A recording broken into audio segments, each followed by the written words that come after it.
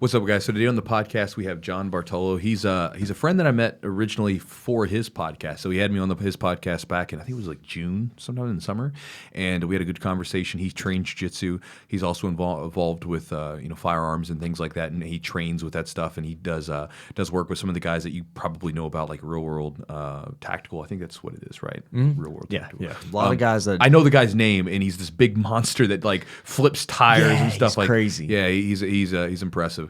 And he's also trained with one of the guys that's been on the podcast, Ruben Alvarez. And so, interesting guy. And on the podcast, we talk on a lot about a wide range of subjects. We kind of just get into it. We start talking about podcast and business stuff related. So, both starting one and like how he got started with doing his own podcast and his own social media style business.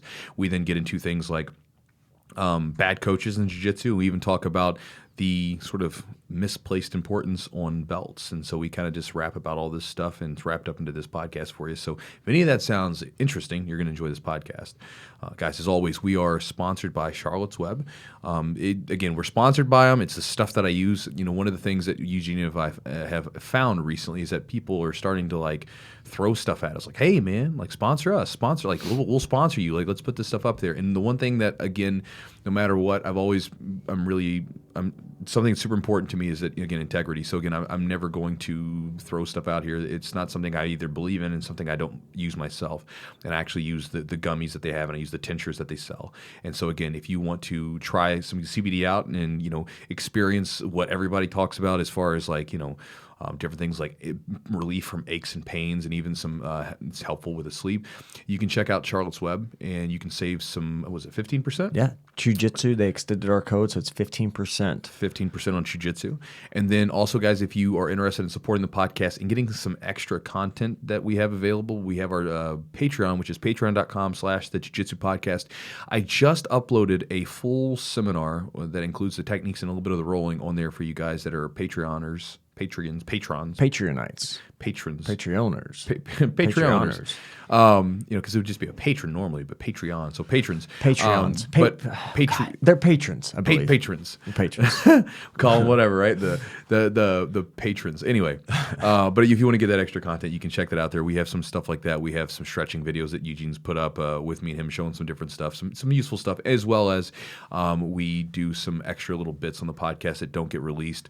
We just did one. We did one on active recovery, and that'll be up there soon. And so I give 7 of my favorite active recovery tips that I think are useful if you're trying to recover from hard training, but at the same time maybe you're like me, you're kind of antsy and you don't want to just sit around all day and you want to get out there and do something. So some stuff that I found helpful. So anyway, with that said, guys, I hope that you enjoy this podcast with John, and let's jump into the podcast.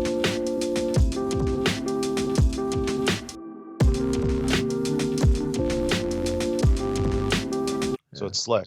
Well, it's awesome, man. John, thanks for coming on the show, dude. Really appreciate it. And, you had Chewy on. How long ago was that? Was it back in June? It was probably not long ago. Are we hot now? Are you going hot now? Yeah. Look at you. You got we just go, man. Lingo. I don't know. I want to ask Chewy. Chewy's been on some other podcasts. It's almost like he's kind of cheating on me in a way.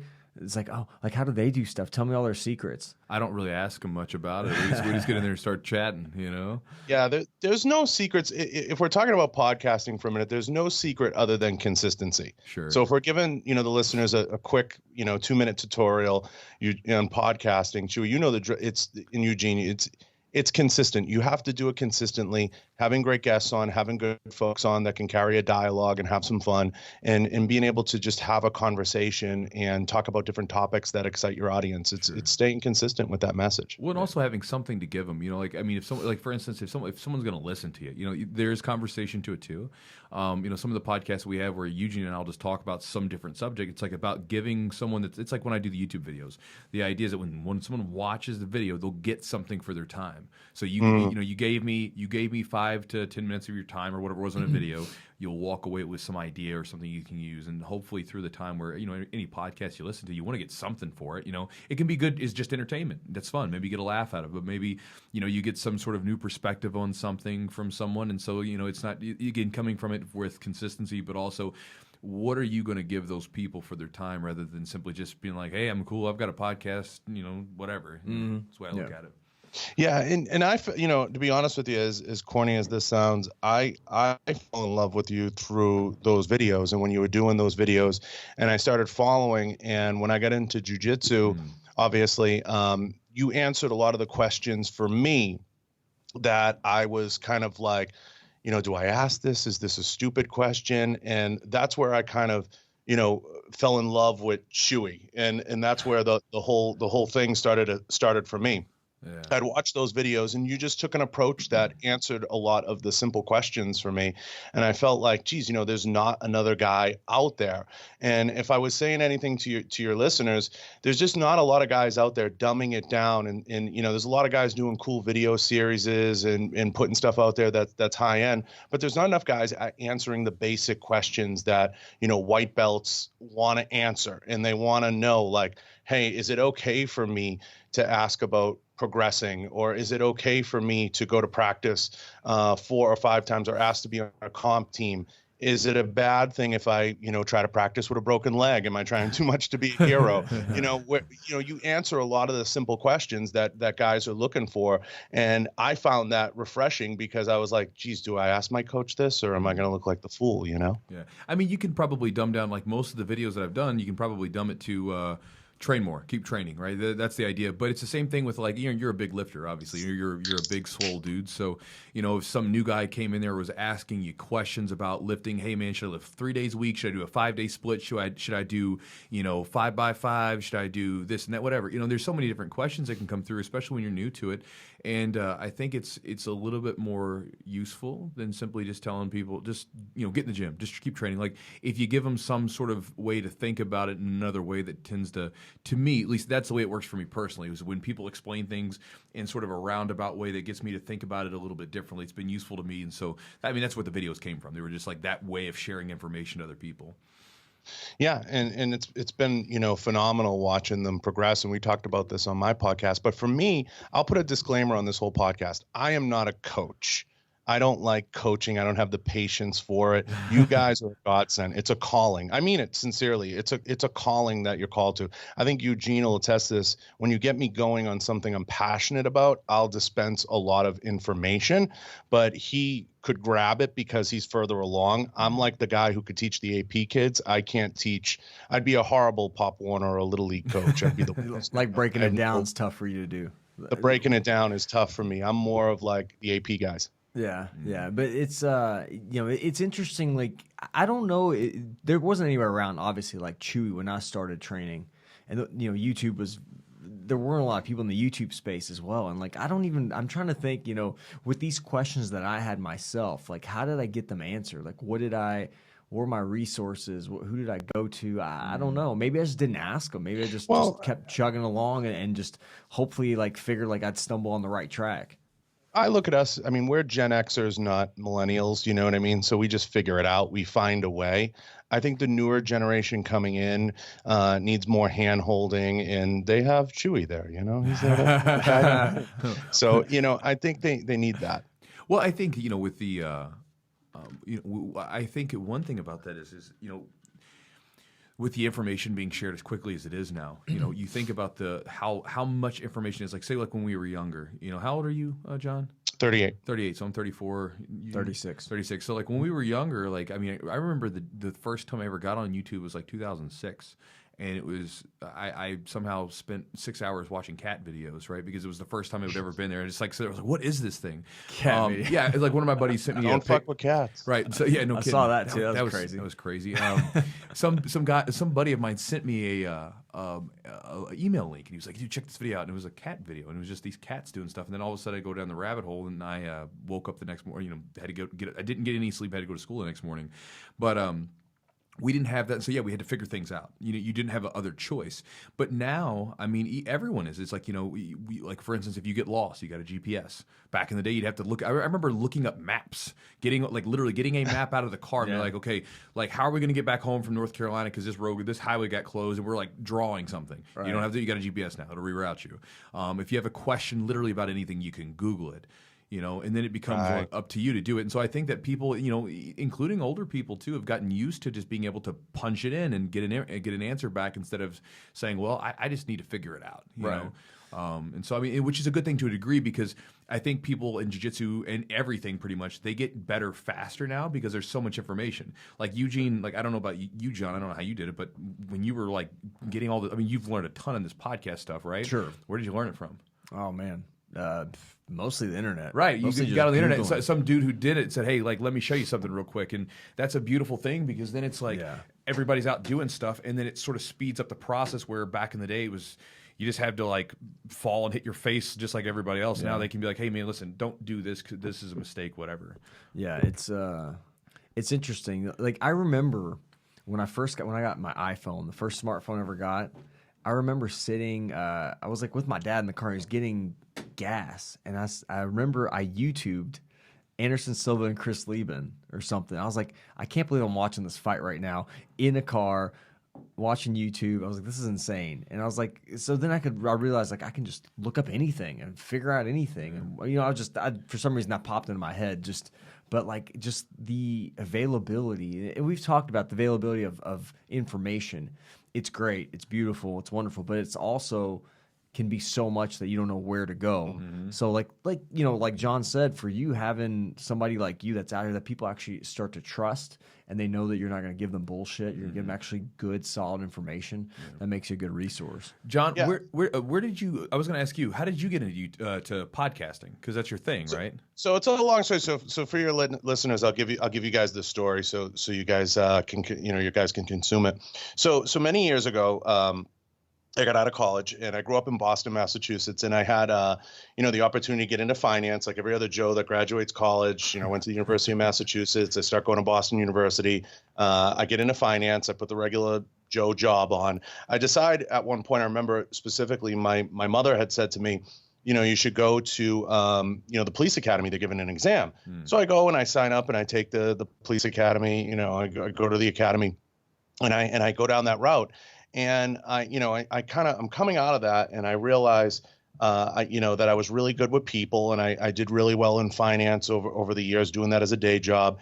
I thought it would be wise to start to look at the defense industry, because I had some friends in it, and they suggested that I start doing demos. So this is back in, 2006, 7, 8, 9, things start kind of taking shape for me. I'm like, geez, where do I want to go with this? And I remember it like yesterday. I had a friend that ran a weapon-like company, and I had another friend that ran a firearms lubricant company, and they suggested, me running around doing demos for them. So I got this unique opportunity to kind of get in my car and start going around and training with some of the best people in the world. So I was running around, and I was traveling and training with the Dom Rassos, the Tony Sentminats, Real World Tactical, the JJ Rakazas, all before they kind of became somebody, right? Like, social media hadn't come in the way that it is now. So all these companies started paying me. They asked me, hey, can we pay you while you're out there to do social media? So I said, I have no problem with that. That sounds great, and I had to start a company, and I had to figure it out as I went. We're talking about figuring it out. So I started to kind of figure out what these companies needed, and I start running some of their social medias. I had started some of their Instagram pages, some of their Facebook pages. But while I was going around with my car full of weapon lights and lubricant and optics and all these different things, I would show up to these courses, and the guys would say, hey, you going to hang around? And I'm like, yeah. They're like, well, why don't you take the course? So I got this unique opportunity to kind of train with some of the best in the world in the defense community. So it was really new and unique. And along the way, I learned that how big of a part combatives was. And again, you got to remember, this is, 12 years ago. So combatives and shooting hadn't merged the way that we know them now, and the way that we see them now, the way that the Ruben Alvarezes are incorporating them, the way that we see out there in the marketplace. Combatives was something that you took at the academy, and it was something that was kind of like, we're going to teach you the baton. We're going to teach you, some Krav Maga techniques or some takedown techniques, some restraint techniques, and that was it. And it was literally 2 weeks long, you guys. It was like a joke of all jokes. Yeah, it was like, and I'm talking about like 3 hours each segment, for 2 weeks. So it was really a short thing. So I realized how important combatives become So I started to incorporate a lot of different things and learning different things. But along the way, I was taking a master class because I had something like 8 or 9 clients at one point. And all these different companies, all these different firearms companies. I'm going to all these shows. So I'm starting to train with special forces, Navy SEALs, different groups, retired guys, but guys who are out there training now. And I'm seeing all the different ways that they train and the different ways they incorporate it. Now, weightlifting was always near and dear to me. I competed in powerlifting for many years in the EPF Federation in New England, won a bunch of contests, and then that kind of became Raw or another federation, and they all got gobbled up over the years once Mark Bell came in and started unifying some of them and pushing some of that stuff. But it was really a unique opportunity. And I like to say this to companies. I got the fastest on-the-job training I ever could have asked for because I was in the thick of it. I was literally, just like you guys go from mats to mats, I was going from gun range to gun range to gun range, and I was training with all these guys, and I was learning how they tick. So it's the equivalent of, 7, 12, 15 times a year, Chewy, going around and training with different black belts and learning kind of how they tick. And you're sitting and you're having lunch with them on the range. You're learning what they love, what they hate. And as that was happening, social media was like a rocket ship to the moon, Instagram, YouTube, everything. So I always had a YouTube and I would just throw videos up there. I knew there was something to it, but I really didn't have an angle. And I still to this day really don't with YouTube. Now I just put the podcasts up there and I hope and pray and people watch them. But for the most part, I got into more podcasting the first time around with a couple of the guys from Shooting USA. They said, we want to do this podcast thing. And this was maybe 2015-ish, if I'm correct, give or take 6 months. And, I kind of start to play around with that. We had a good podcast. It wasn't great because we had, some different moving parts and some people involved. But I got to my next company and I held out long enough that I became the CEO of a rifle company. And in becoming the CEO of a rifle company, I found myself kind of thrust into running, a $10 million company within 6 or 7 years of being in the defense business. And it was really serendipitous because I got the opportunity to travel a lot. I spent time down in Miami. I spent time in Montana. And then I got this opportunity to come here to Vegas and work for Arsenal, which is one of the largest manufacturers of AKs on the planet. They, import a ton of firearms. And getting into this community, I realized how important combatives had become. So along the way, I had the opportunity not only to train at SBG in Montana, but also train at 10th Planet here in Las Vegas, which, training in Vegas, Eugene and I were talking about. I mean, it's the Mecca. So, you're getting thrown on the mats with all kinds of guys. But the journey along the way has been one that's so humbling in so many ways and so many ups and downs because social media and YouTube, podcasting, all these different platforms, they're really phenomenal, as you kind of alluded to, Chewy. But at the same time, they come with a certain amount of responsibility. Everybody, and I'm sure they come up to you, I want to get into YouTube. I want to get into podcasting. I want to get into Instagram. Right. And what do you say? Where do you start? So a lot of times I tell people that's great that you want to get into it, but are you prepared to be as consistent with this as anything else in your life? Are you prepared to put in the work? And it's very hard to find people willing to do that. But my journey was a very unique one. And I managed to build up enough of a resume on the business side, working for Santander Bank and then gravitating towards the defense industry. And having that law enforcement, that background, I found myself in kind of a unique position to these companies where I wasn't just another range rat. I was educated and I had the opportunity to come into these companies with a lot of really cool ideas. Yeah.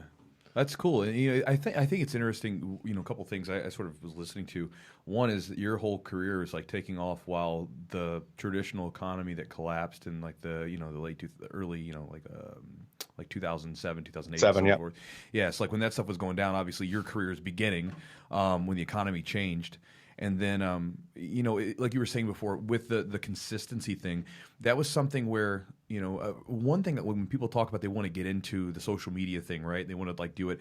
To me, when I've had a few people ask me that. Like, one is like, well, what do you have to give? First off, like, what is it that you're gonna? What are you gonna provide to people? I mean, because it's a narcissistic thing to be like, well, I'm gonna do this because, look at me. It's like, well, what are you gonna give them? Like, what are you gonna give them for their time?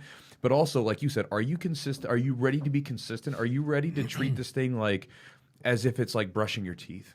You know, if you, like, for instance, like there's certain things that I do every single day or every other day, whatever I have planned for the week. And if I don't do them, I feel dirty. Like I feel bad because I'm like, I knew I was supposed to do something because that was the schedule I set for myself and I didn't do it and something feels off and it has to be done no matter what. Right. And that consistency is important because, I mean, that's, you know, just like you were talking about with all the stuff that you did over where you were growing and you're out at these ranges and you're learning so much, you're out there doing it.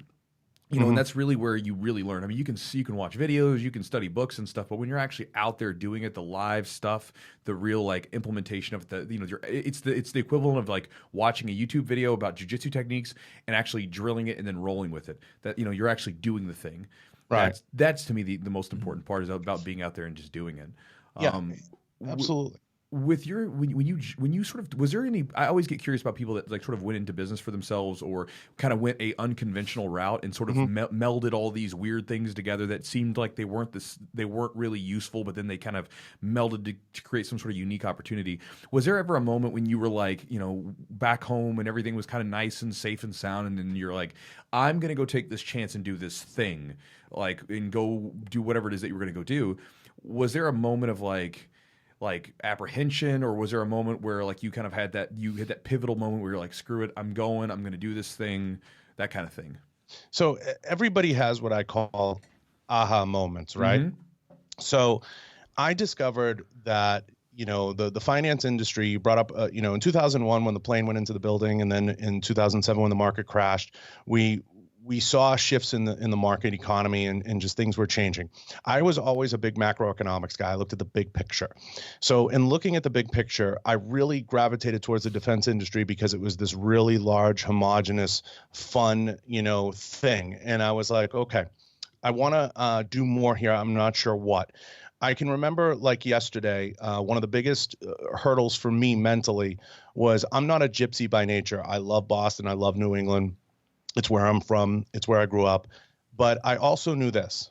Growing up in that area, if you're familiar with New England, unless you're a Harvard, BC, Brown guy, it's very tough to crack into running a company there or being, you know, most people get their jobs and they stay at their jobs forever there. That's the nature of New England. And it's one of those old bureaucracies. I compare it to like the Rotary Club. Everybody's giving awards to their friends. So I knew I had to take chances. Fundamentally, I knew I had to take chances. So when I had these opportunities to go work for these companies and it was about packing up the car and just taking a shot, I was already mentally prepared to do it. And I always kind of went through a couple of things before I took these jobs. I would go through these exercises in my head. You know, there's two types of owners in the world. There's owners that assume everybody in the room is smarter than them till proven otherwise. And then there's owners that think they're the smartest person in the room. I can never work for the latter. I have to work for the former because the former is willing to listen.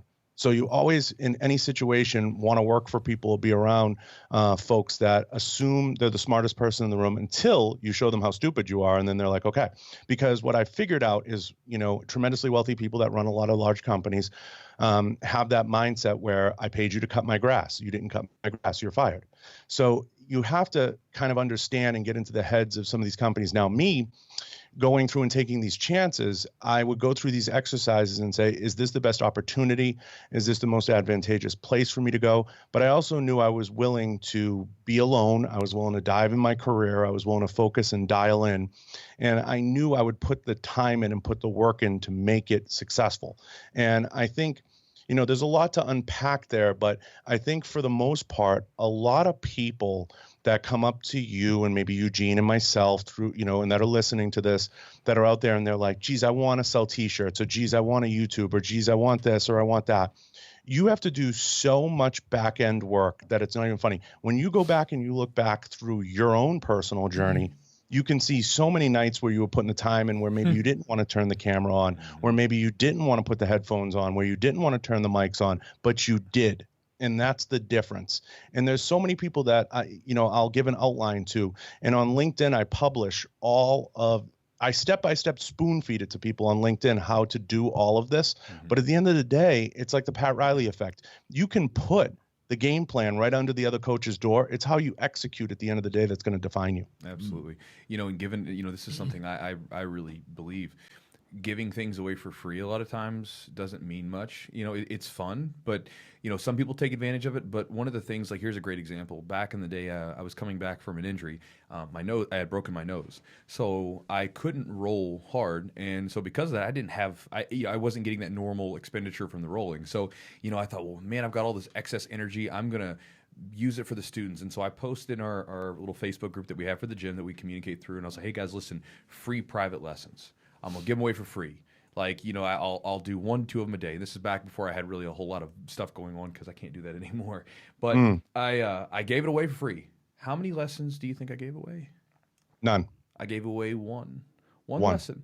Now, when I went back to charging for my lessons, I had reoccurring lessons every week, you know, and people valued them, you know, and I think that one of those things is that a lot of times when we get things for free, we don't value them as much as we do when we have a little skin in the game, you know, like when we actually pay for something, we're like, oh man, I paid for this, I got to do something with it, opposed to this guy gave me this free template that outlines everything he did to become this, whatever, it's free, I don't want it. You don't value it because you didn't have to like work or give up your hard-earned money for, you just don't value. And you, that's a great point that you brought to me, because I would, you know, for physical therapy, I would kind of work with people at the gym, and I would spend time and effort, and like then people would never follow through with what I showed them. And so once I was, you know, Chewy's like, dude, you need to, you've put all this time in going to school, doing all these things, like you have to pay for, you have to charge people, and they're gonna appreciate it, and they're gonna seek it out because they're gonna see it as something that's valuable.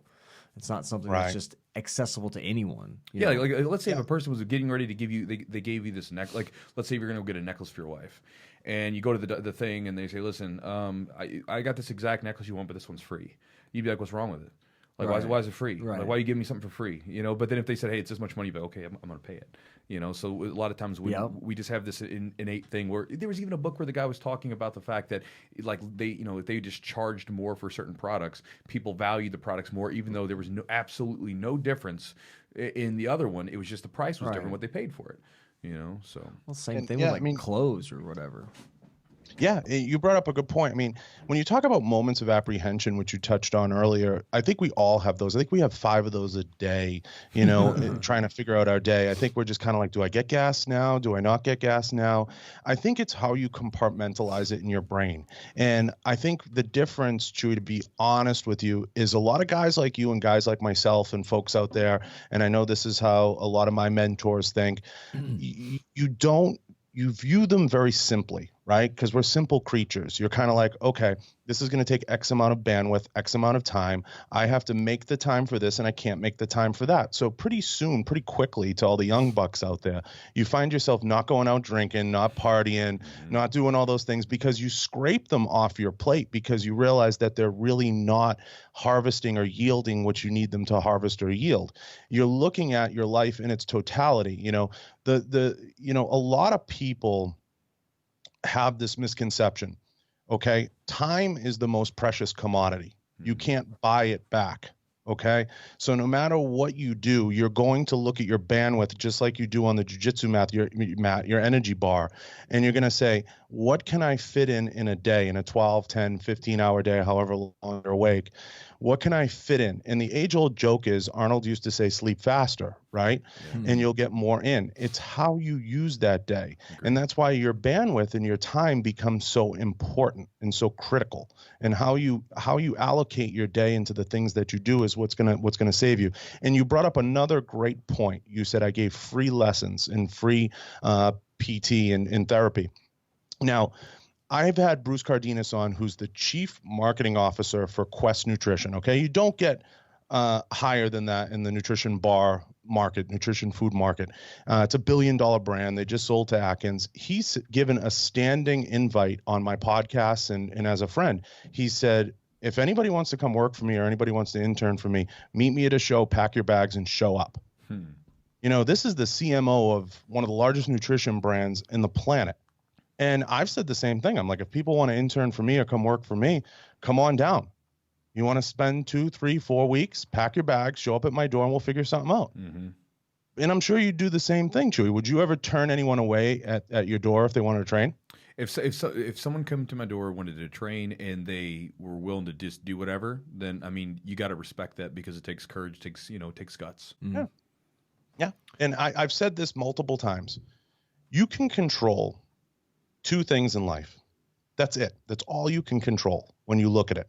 So to all your listeners out there, you can only control two things, guys and gals. You can control what time you wake up in the morning, and you can control your loyalty. That's it. The rest will change. You can't, it's all arbitrary. The rest will move, shift. It's all going to move around. You can control those two things.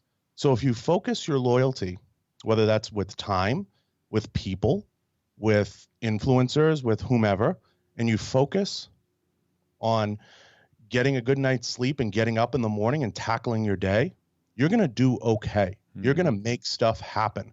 And you're going to fit in your training. You're going to fit in all the things. Because what's the age-old thing we always roll our eyes at?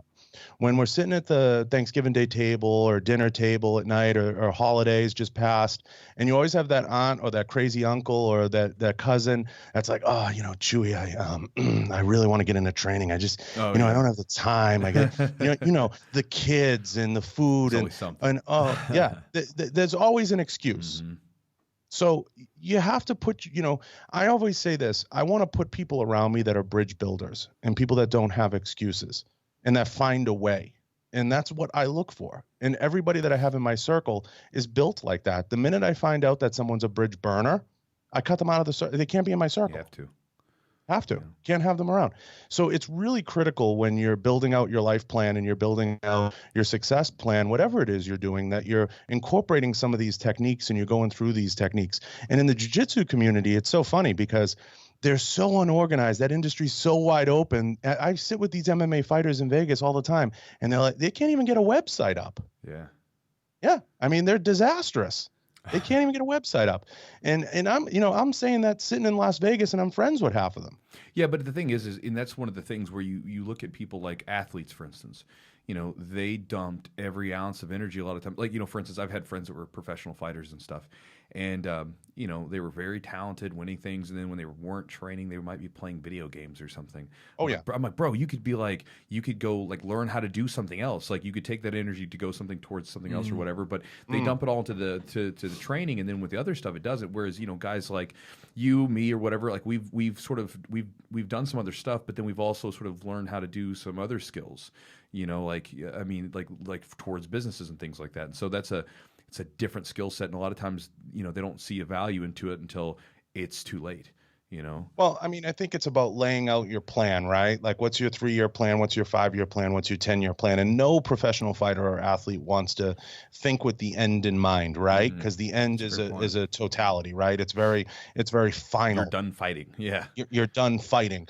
You and I and Eugene and some of us, I don't think we ever had the pipe dream of like, we're going to make millions in the UFC or I'm going to make millions on the range training. Right. Those are very small percentage folks. And that doesn't mean we didn't dream big, right? But we just kind of always hedged our bets. And I wish people, I'll say this, I wish by and large people, whether it's Instagram influencers, athletes, people out there listening to this, would look at their life plan as almost an investment pie. You have 100% of a pie. If you're going to cut 70, 80, 100% of it into chasing a dream, you have to make sure that you're going to be 150% focused on that dream and making that dream happen, and then putting people around you that can complement and fill in those blanks like any other good relationship. Because if you don't, and that dream doesn't come to fruition, whether it's because of injury or other things, all you're going to have is that dream in the end. That's all you're going to have. And that's not a knock. I've been around a lot of exceptional athletes, Branch Warren, Jay Cutler, fighters, Matt Brown. They've all managed to find a way to hedge their bets and still put things in place, whether it's owning gyms, whether it's participating in business activities and investments, and still hedging their bets along the way and putting their paycheck into some of the right places. So I think, it's a little bit of like a bandwidth thing and time thing, and them not looking at it as a pie. Okay, I'm 5 years into my career. It's time for me to put 5% of my efforts and energy into something else. If Conor McGregor can figure it out, right? And we can all agree Conor's probably a smart rockhead, right? He's a little crazy, but like Conor figured it out. Hey, I got to maybe invest in a liquor company. I got to maybe invest in this. I got to put some time, effort, and energy into some of these different things. Yeah, You know, I think it's kind of tough though. If you're, like you said, there's such a small percentage of people that actually make millions fighting in the UFC. So I think, we talk about bandwidth, you only have so much bandwidth. Maybe all of their bandwidth is going towards that thing, towards being successful at fighting, that they feel, or maybe there's fears out there that if I start, spreading myself a little bit, then I don't put as much into this one thing that I'm not going to be 100%. successful. 100%, Eugene. But for every Chewy, there's a Eugene. You have to find somebody that can complement those things and somebody that will listen. Well, that's exactly right. Like, because you understand this, you've been in some big positions, and I know that, like, with all of the I have a couple, but the businesses that I'm involved in, there's someone else on there that, like, I have my purpose and I do what I'm supposed to do, and then they have their purpose and they do what they're supposed to do, and it's not the same thing. You can't, like, everybody has to have their place. You in can't their cross structure. the streams. Right, exactly. So, there's different aspects to it. Like the gym that we have is a very successful gym. It does incredibly well. We have a huge gym. But the thing about it is my business partner Joe and I run that together. He's the guy that, like, I'm out there, like, doing the stuff with the marketing and everything else, and he's the guy that, like, he makes sure he manages things very well, and we complement each other because I'm all over the place and he's a little bit more orderly, but they both have their rightful place, in their thing. And so that's right. I mean, that you if you cannot, like you said, don't have the bandwidth, you've got to surround yourself with people that could potentially help you. Yeah. But then again, then you're running into a situation where it's another skill you got to learn, which is delegation, which is not easy because, again, if you're a fighter, you're a sort of a, I'll do it, I'll train myself, whatever. Now you've got to take some of that sliver of that time, and you've got to now say, I've got to get you to do certain things for me and everything else. It's just a different thing. It's another skill set. Trusting others as well. You have to basically trust yourself or your brand or whatever that is to other people. And so sometimes that's also unsettling. If you're somebody that really likes to be in control, you really want to control, it's hard for me to do that. I know for sure. It is. It is. And it's something you have to learn. I think a lot of it has to do with, guys, a lot of people, whether it's on the jiu-jitsu mat or in life or in business, they search endlessly for some complex magical formula to figure it out. And really what it all boils down to is productivity and time and how you allocate your time and your productivity. And there's a reason people can sit on multiple boards and do multiple things. And the common thread among successful people, and whether it's competing and fighting and doing whatever, is they know when to stay and when to leave. And that's a conversation I've had actually recently with Casey Halstead down here and some of his guys. I'll go to events, I'll talk to people, I know when to stay and when to go. And they've always done more than what's asked for them, right? That's a very common thread. They're willing to fail in order to succeed, and they make their own luck, and they're very goal orientated. So everything is about a goal and about a measurable statistic that they can hit. Okay, so when you go on the mats, Chewy, you go in there and you want to teach your guys, you want to get your guys better, you want to put the best class out there that you can. And you want to walk away from that and you want everybody to have all their questions answered, you want everybody to feel good, and you want everyone to go home like they had a great class. And there's a goal in that. You want to come in here, you want to kick ass, you want to do a badass podcast, you want to knock it out, give people quality information. So everything has to have some level of structure and has to be laid out. If you're not operating like that, you're already operating at a loss. It's no mystery, and I'm going to say it. Jiu-jitsu is full of stoners, right? Loaded with stoners. Everybody likes to get high on the jiu-jitsu mat. I go to 10th Planet. It's loaded with stoners. Okay. They can listen, they can hear, I'll tell it to their face. And a lot of them, they like to, like you said, maybe get high, play some video games, bullshit. If they add up all those hours on their deathbed, do you think they'll want them back?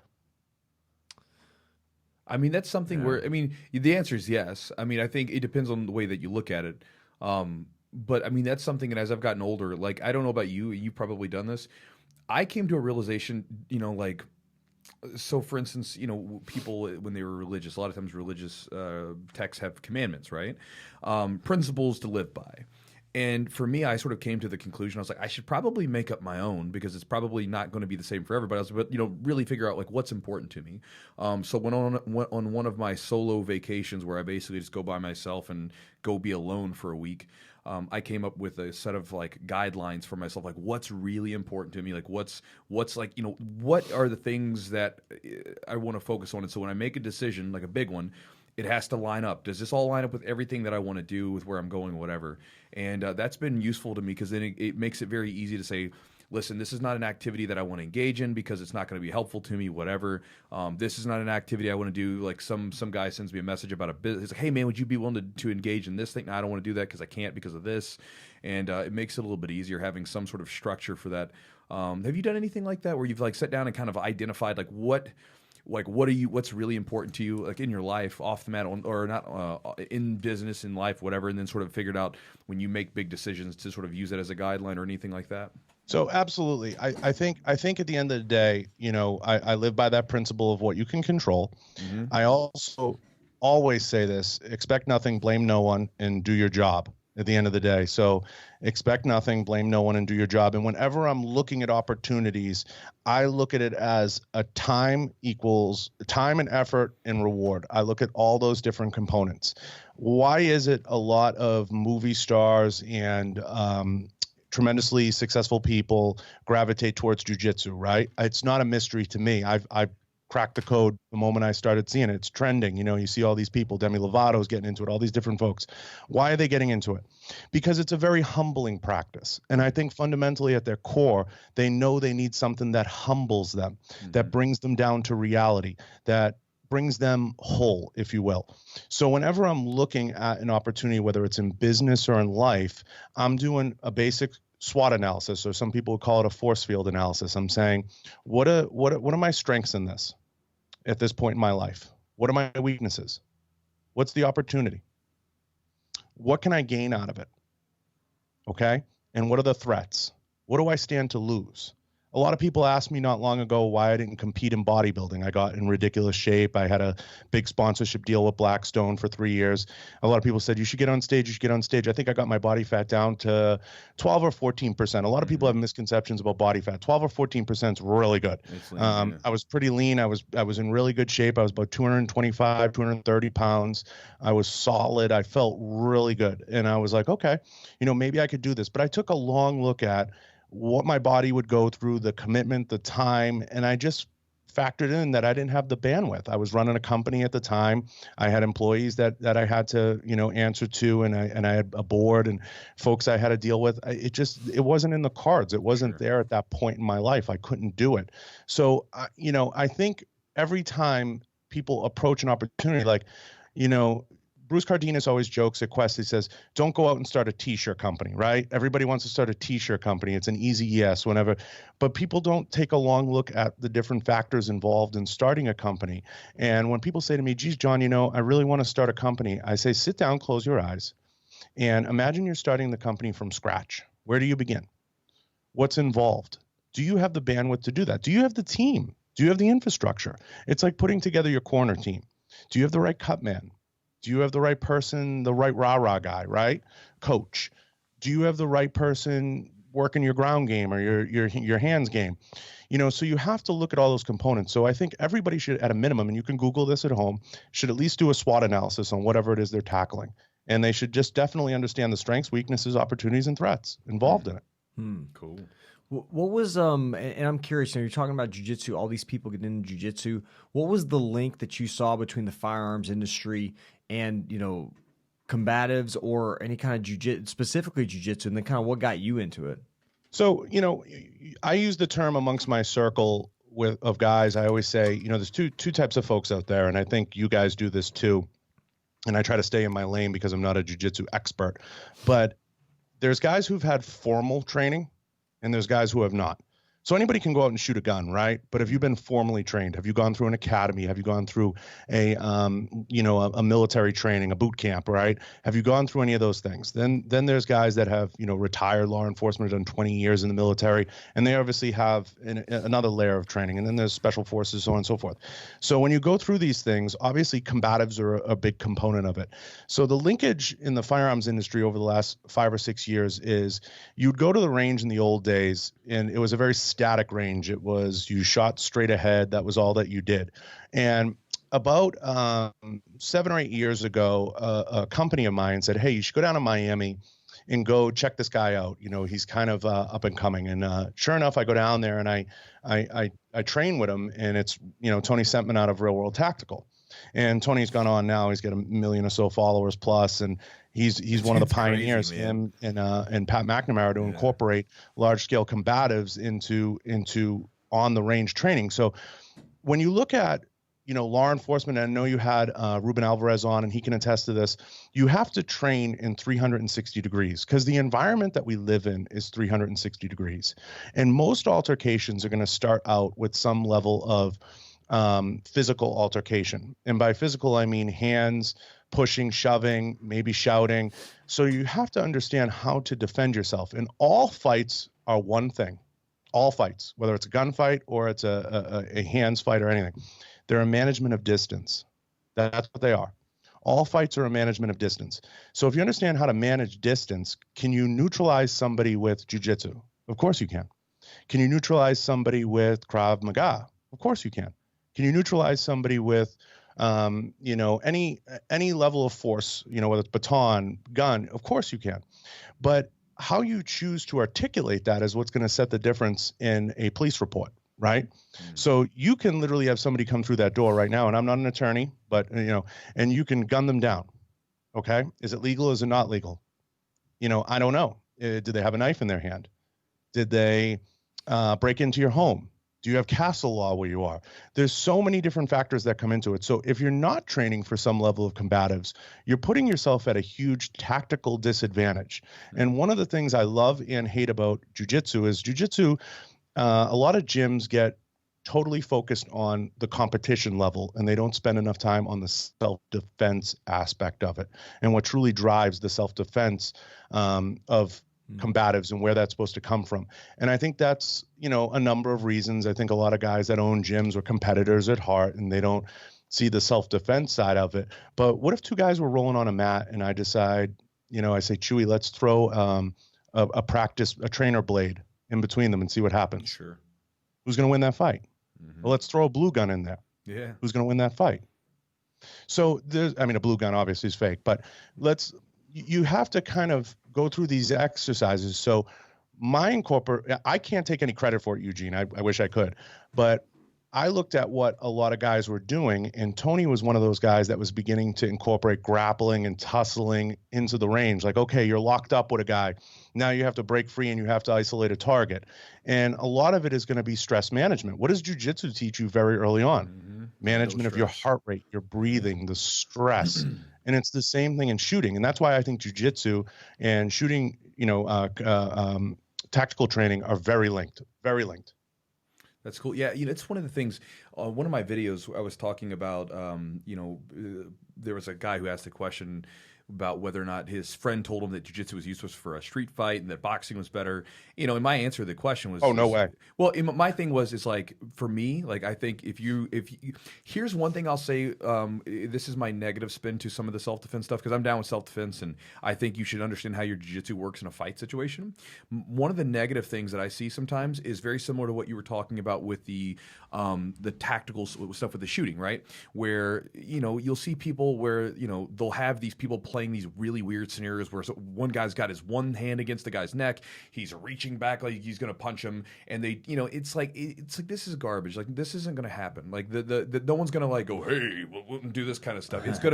It's a much faster situation. And to me, one of the most valuable things that jiu-jitsu gives you is the ability to deal with stress and to be able to think in chaotic situations when you can't think about what you're supposed to do and you just got to go, Right. But I think that this is one of my students went to a gym once, and he came in, and he has no reason to lie to me about this. He goes in, and he said that they were doing a class where, this is a jiu-jitsu class, where they're catching punches.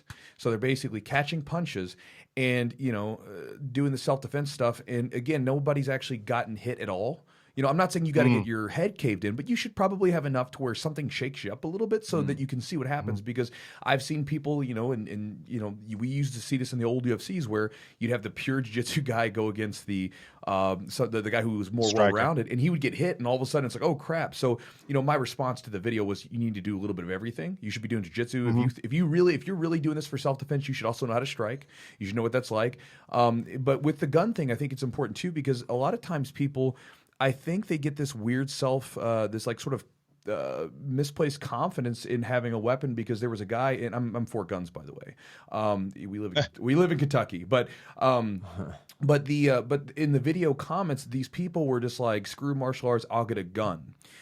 And I'm like, well, that's cool. I'm like, are you training with your weapon? Because if you're not training with it, yeah, you own one, but that doesn't mean if stress comes in there, like you said, like all of a sudden someone's actually pressing upon you and you've got to draw your weapon, or will you be able to do it? Who knows? You haven't really trained with it. You haven't trained under stress. You maybe don't even use your weapon. You don't draw it. You don't do anything with it. You just sit there and, well, I've got it. I've got this cool metal thing that shoots bullets, you know? You're spot on, and you're making a great point. The thing to understand about the firearms industry the last 20 years, it's coming out of what I call the dusty buckle and boot era, where the guy had the belly hanging over the belt, and you know, he had the gun on his side, and he had that mentality, exactly what you're talking about.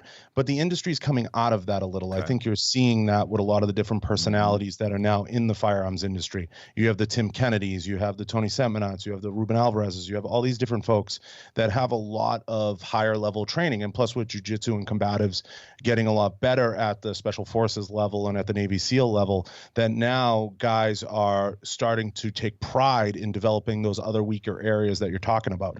The biggest thing people need to wrap their head around, and again, I'm not a lawyer, is every fight is all about articulation. Because at the end of the day, there's going to be a police officer there with a pad, and he's going to say, what happened? So you have to articulate that. I had Eddie B on, who's a striking coach here in Vegas. He works with everybody, Eddie Baracco. Go back and listen to the podcast. I asked him straight out, jiu-jitsu or striking? He goes, jiu-jitsu, hands down. And the reason law enforcement loves jiu-jitsu is because it's less invasive. Sure. So everybody has what now? A camera or a phone that has a camera. So everybody records. What looks better on TV? Yeah. A vascular restraint? Right. Or somebody throwing a punch in someo's face? Or being able to hold the person down. I mean, hell, Right. I had a student. I had a student years ago. He worked like loss prevention at some at a department store, and I guess they allowed them to like stop people, because I would come in all the time and he would have these guys zip tied waiting for the cops to get them. I remember I was coming into one time, the guy was like, I guess he told him I was the coach. He goes, man, you trained him well or whatever.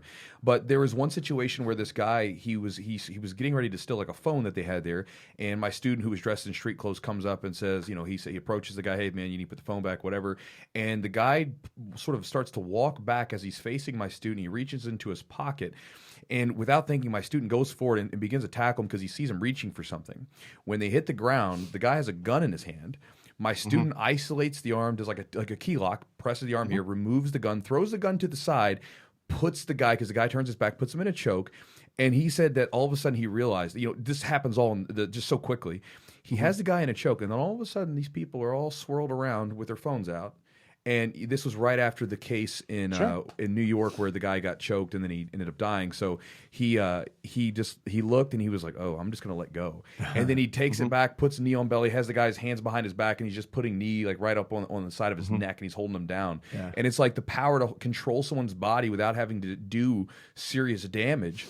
You know, and to have the wherewithal under those situations where all that stuff's going on, like that's, to me, therein lies like the power of this stuff, where you can control someone without having to hurt them terribly, which is useful for police officers, right? We have several cops that say this in the gym that train with me. And then on top of that, the ability to be calm under those stressful situations, calm enough to be able to think and be like, what's going on here, and assess the situation and everything else. I thought it was impressive. Yeah, jiu-jitsu is a great equalizer like that. And I think that it can be used in so many ways. When I had Tony Blauer on the podcast, Tony talked a lot about, you know, the flinch movement, and you talked about your guys' instinctual reaction to the situation. I would say this: the marriage between lethal force and using force in general in a confrontation is somewhere between that flinch reaction and how you're going to initially begin to handle the assailant or the aggressor in the situation, and how you're going to process that initial flinch. Like you said, the assailant showed some furtive movement, right? So he started showing movement around the waistline, furtive movement. And that's how they're going to articulate that in a police report. They're going to say, you know, the assailant was reaching for his waistline, showed furtive movement, began to step back and blade into me, and reached for what appeared to be a firearm or some weapon of some sort.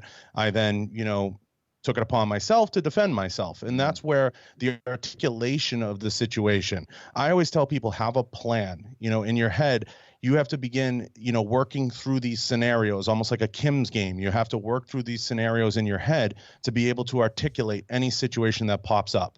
Like I have to in my head, assume, okay, if Chewy and Eugene jump through the screen right now and attack me, how am I going to articulate that? How am I going to lay that out? How does that look in a police report? And you have to think those things through. Otherwise you have no plan. And I think working on your flinch technique, you can do jiu-jitsu your whole life and be a black belt and still have shitty flinch technique and still have shitty street instincts. You know what I mean? You can walk the street and not understand what doesn't look like somebody grabbing for their waistline, what does look like somebody grabbing for their waistline, not watching their hands, not watching their feet, not watching how they blade themselves. Chewy, at this point in your life, you can tell by how someone stands if they're a threat to you. Mm-hmm. And that's a testament to your training, to your ability to understand what's a self-defense scenario, what's a competition scenario, how those all things blend together. Well, I also didn't grow up in a good neighborhood growing up either. So, You did have somebody that came to the gym really late at night that was kind of doing that similar kind of movement, was reaching kind of further. And you explained how you closed the distance. That was the main thing that you had shared, and then kind of controlled the hands. Yeah. So the guy had a weapon in his pocket, and I was by myself at the gym real late at night, and it was weird. So he had his car parked outside, and his car was not actually in a parking spot. It was like ready to go. Right. Towards the road or something. Yeah, ready to go. So it's whatever. And so I talked to one of my police officer friends, and he said the guy was probably trying to either rob you or something. But I come over around the side, and I instantly see a beveled handle hanging out of his pocket, and he was wearing really baggy clothes, whatever. And, I came up there and was like, what can I do for you? And I instantly got like right up to him, had my hand on his shoulder. I'm like, what can I do for you, man? Like I'm contacted with him. And then, he was trying to back away, and he was kind of being really fidgety and backing away, and he reached into his hand, and I like double up 2-on-1 on the hand, and I was like, hey man, I'm gonna have to ask you to leave. And he even said, he's like, oh, did you see my gun in my pocket? He's like, like as if like it was a normal thing, like I'm sorry or whatever. And I just sort of inched him out there, locked the door, and like called my buddy who's a police officer in in that district or whatever. But the guy got in his car and just drove right off. But I'm like, man, like I wasn't. The question I have for you is, how many of your students could handle that same adrenaline dump? I don't know. I remember being afterwards like, woo, you could feel it. It was almost like being like in an MMA fight afterwards, because you were like, some stuff was just going on. I don't know how many people, because I think it's one of these things where you never really know until you get in, like, because there's theory and there's reality, and that's where, like, I think, you train your butt off. And this is why I think it's so important, kind of going back to what we talked earlier. If you're going to, whether you're doing boxing, jiu-jitsu, if you're training with a gun, you should be training it in the most stressful situation you possibly can. Like if you're boxing, you should go spar a little bit. You don't have to go crazy, but you should spar a little bit. You should know what it actually feels like to get hit a little bit, because it's a different world when those things happen. And so, like, if you're doing jiu-jitsu, like if you're practicing self-defense and you never actually get hit during that situation, you don't actually have the sensation of someone throwing a punch at you at the same time when they're grappling, you don't really know how it's going to work when it happens. And so I think that it's always this weird thing where you do your best to train for the situation, but then when the reality hits, it's a different thing. So you do your best to train, but I think when the actual real situation comes, it's, I don't know. I think person to person, it could be a bit of a toss-up. Do you see any value in maybe one class showing up, and maybe you're in the gi, maybe you're in no gi scenario, and you have a blue gun or a trainer blade, and they don't know that you have it, and you say, hey, come over here, let's do a roll. And then you pull it out on someone. Was it during like our Halloween rolls? No. So I bought some fake blades and guns. You did that. And I remember I was just like, I remember I didn't tell anyone I was going to do it, and I just started throwing them on the ground.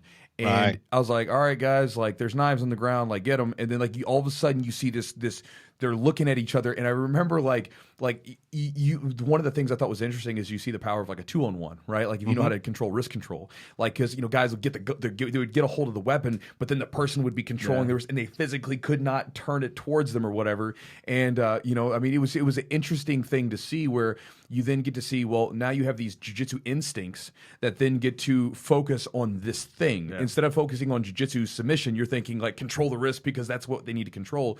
And it was interesting to see that even though they, like some of these guys we haven't trained grab the knife in this way or whatever, they were able to use those same instincts that they have to control a person's body, on that one aspect of the body, right? So for instance, if I told my students, hey guys, the only submission you can use today is an arm bar, their whole attention is going to go to the arm, right? It's going to go to the arm, and that's where everything's going to go. And it's a powerful thing because now you're taking all that muscle memory you've developed towards that one thing. Well, then we're now focusing on just this one thing, this gun that's on the side of the mat, or the knife that's now been thrown on the mat, and now you and your partner are wrestling for it, and your sole focus is for that thing. And now you're doing the problem solving of, instead of getting a submission, how can I remove this from the person's hand, or how can I get control of it, whatever. So it was interesting to see. Yeah, I don't think enough jiu-jitsu guys or coaches do that. And I'm not saying it has to be done once a month. I'm saying like once a quarter, twice a year. It'd be cool to see some guys incorporate that and say, hey, you know what? Tonight's going to be like a random self-defense night. You know, we're going to just put some stuff in there that just will help the guys out on the street or gals out on the street and give them, you know, a different take on the mats. And I think a lot of coaches, because a lot of coaches emphasize on the comp team, and then it's, you know, just doing jiu-jitsu and drilling. And there's not enough emphasis on, hey, you know, let's explore what rabbit hole we can go down with this once or twice a year, just so people can leave here and say, okay, this is how I problem solve this, and this is how I problem solve that. Yeah, that's one of my things. I actually, it's funny you bring it up. One of the things that I kind of made a plan for this year is to actually dive into that stuff a little bit, because I realized that, you know, a lot of my students, a couple of my newer guys are asking me like, man, could, you know, because we do it every blue moon, but we don't get into it enough. And a lot of them ask, hey, could we like get into some of that self-defense stuff? And I'm like, yeah, I know it. Like, so we should, you know, and I'm doing a disservice if we don't do it. You know, again, you know, whenever we do it, I'm like, you go get a mouthpiece. You're going to have gloves on. We're going to be doing this stuff because I'm not going to like play the silly, like, I mean, you're not going to be getting hurt, but I'm not going to play the silly game of like, where, you know, because then if you don't have any like actual real action, to me it becomes like you're watching like traditional martial arts where they're, you know, like it's almost like the Jim Carrey thing where the guy comes with a knife and he's just doing this, you know, like it has to be, there has to be some level of realism where you're being stressed out and you're being uncomfortable. And so yeah, it's something I actually plan to do. That was when you did that. It's been years probably since you've done it. Well, I remember the week that we did it for a whole week at that point. Yeah, I remember doing that, and like, I think I was probably a purple belt at the time, pretty experienced in jiu-jitsu, and I realized, I was like, holy shit, I got some like glaring holes. Like there's holes, like I'm getting tagged because, you know, I like to play a bottom game. I was like, damn, like some stuff just doesn't work. Like I have to really adjust my game. But then again, like you realize, and you were talking about that story about the guy stabilizing with the knife or the gun or whatever, like you're doing these offensive movements, these offensive positions like a Kimura or Americana that's actually very beneficial for control and for defense. So I was like that. I was just kind of thinking like how interchangeable some of these things are. But yeah, the throwing the gloves in, I mean, or throwing some little strikes, you really realize how vulnerable you are, and it gives you a better sense of just like, you know, especially if you're on the ground, you may not want to pull guard. You know, you might want to get on top. You can do some open hand body stuff, and you know, Henner does a great job with the GST program. I graduated GST level 1. I know Ruben did as well. GST program does a lot of that incorporation, although they don't use the blue guns and the knives as much.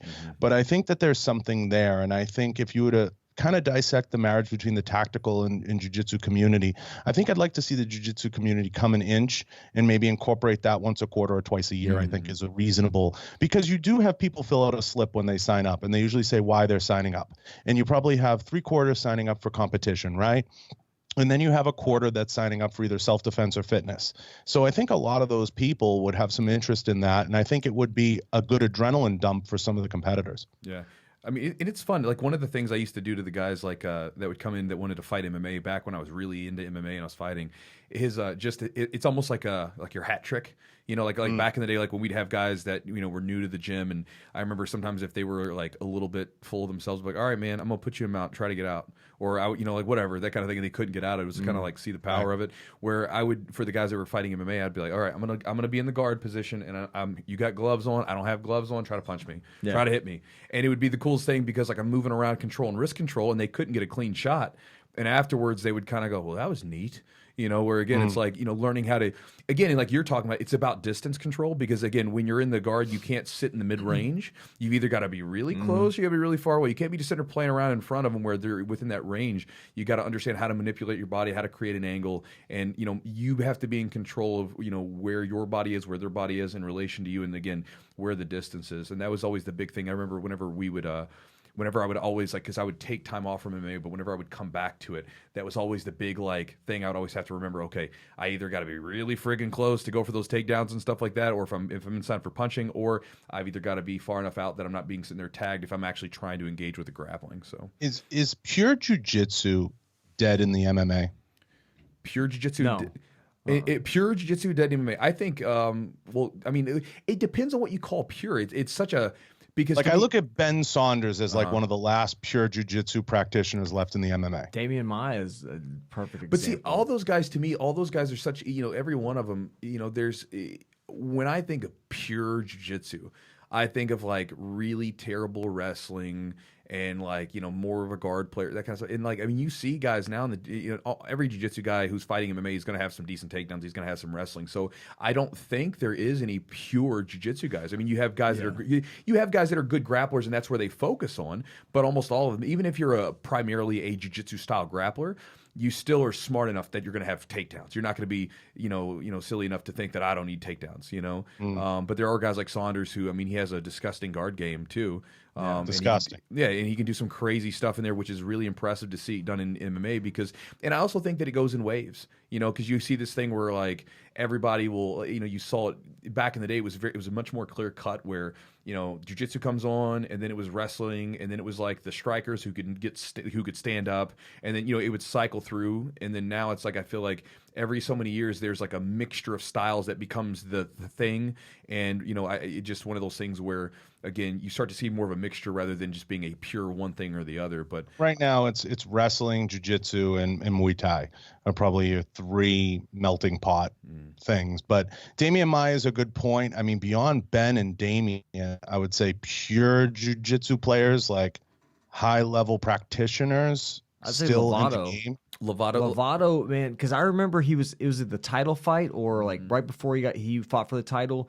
He had a hard time. I think he's fighting Salter. Yeah. And he had a hard time taking Salter down.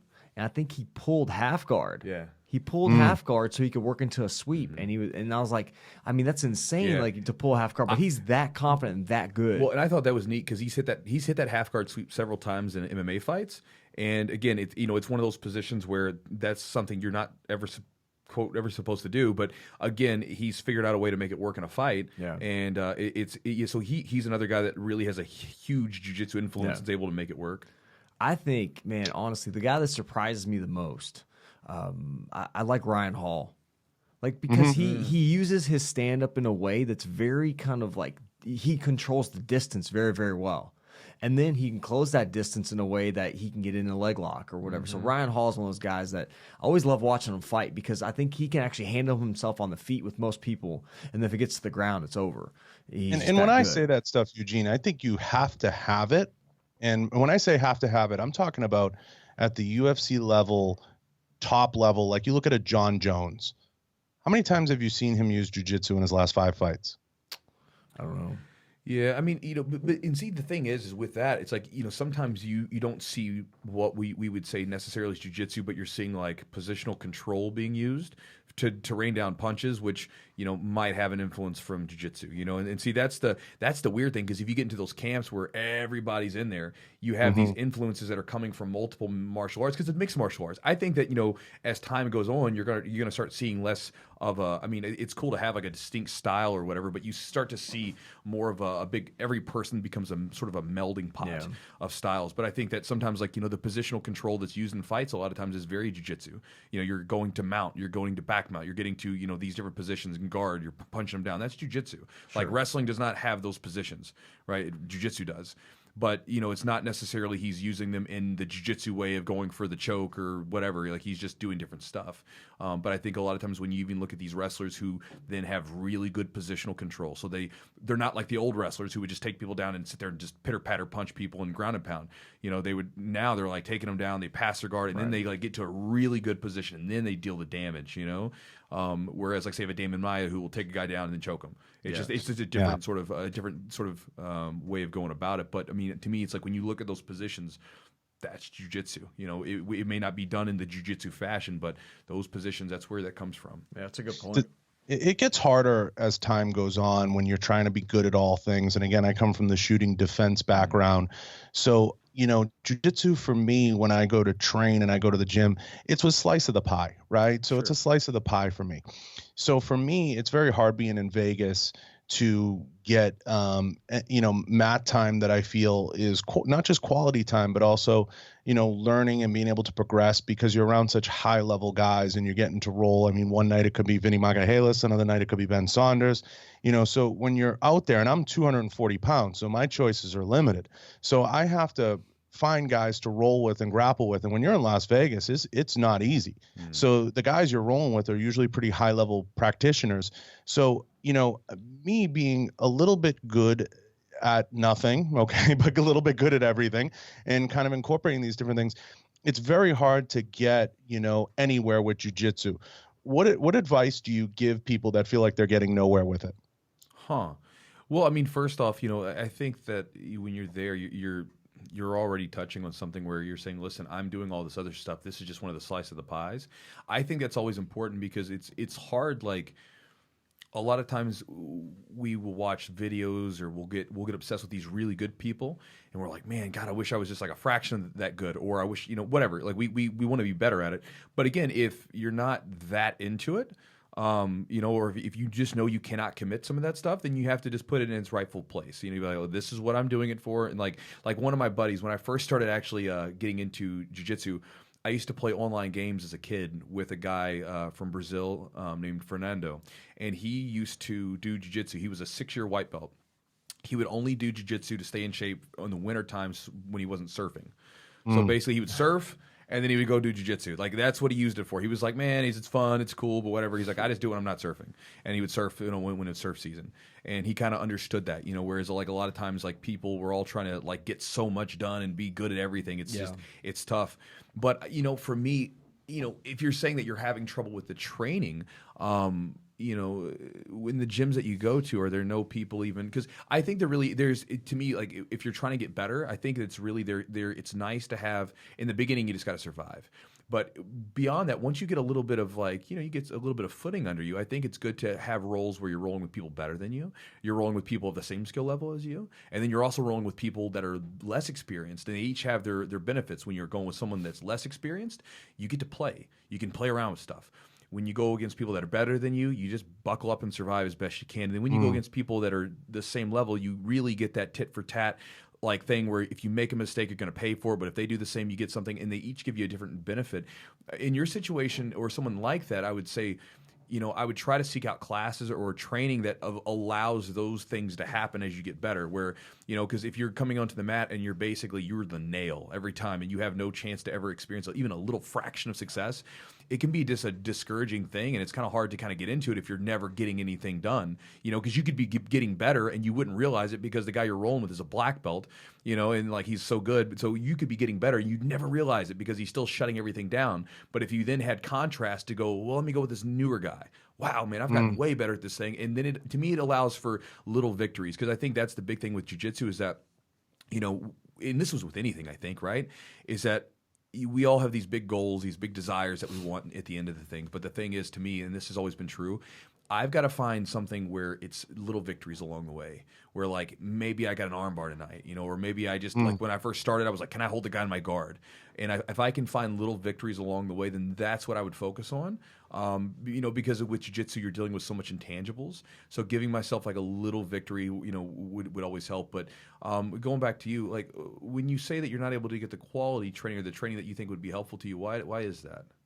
Well, I think sometimes when you're in Vegas specifically, you're always going up against a high caliber group of people. So when you hit the mats, yeah, you'll have a few of those small victories, but everybody kind of comes here because they have the goal of being a fighter, right?